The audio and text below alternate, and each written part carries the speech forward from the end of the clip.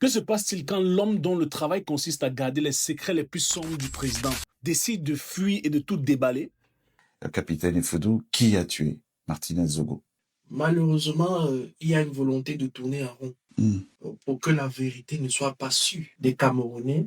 Et je le dis d'autorité que cette volonté de tourner en rond au niveau de cette affaire vient du fait de M. Ngongo Ferdinand, qui est l'auteur, le commanditaire de l'assassinat de M. Martinez Zogo. La panique, une panique absolue. Mais bizarrement, si vous avez regardé les médias locaux, tout le monde fait comme si de rien n'était. Let's talk on. Voici l'ex-capitaine Efodou.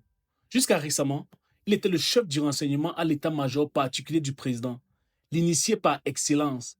Lors d'une récente interview en 3 parties, il lâche des bombes capables de paralyser la République entière.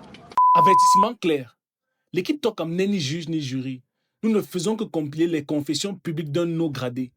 Et croyez-moi, c'est le scénario d'un film de cartel. Commençons par votre argent. Vous vous souvenez de l'incendie massif de la raffinerie nationale, la Sonara, en 2019? Selon le capitaine, ce n'était pas un accident, c'était un sabotage criminel. Il affirme que le secrétaire général de la présidence, le SGPR, a intentionnellement bloqué l'assurance de la raffinerie juste avant qu'elle ne brûle. Pourquoi? Pour la maintenir fermée, forçant le pays à importer le carburant et créant ainsi un monopole de plusieurs milliards contrôlés secrètement par le SGPR via un prête-nom. Ensuite, la crise anglophone. Le capitaine révèle que le chef de l'État avait autorisé des négociations de paix secrètes avec les leaders séparatistes sous l'égide de l'Église catholique. Mais le SGPR aurait saboté le processus. La raison? La crise est devenue une économie de guerre extrêmement lucrative. Plus le sang coule, plus l'élite s'enrichit.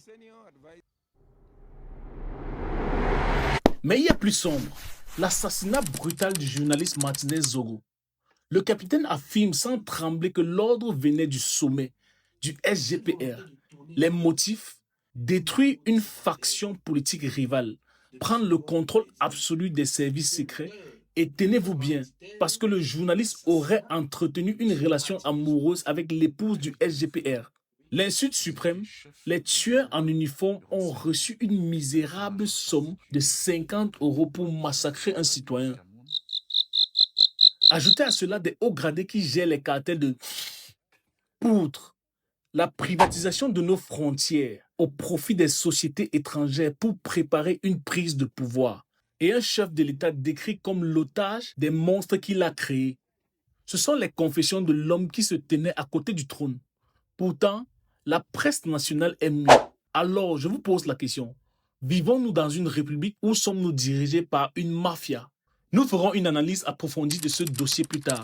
Mais pour l'instant, dites-moi ce que vous en pensez en commentaire. Let's talk on.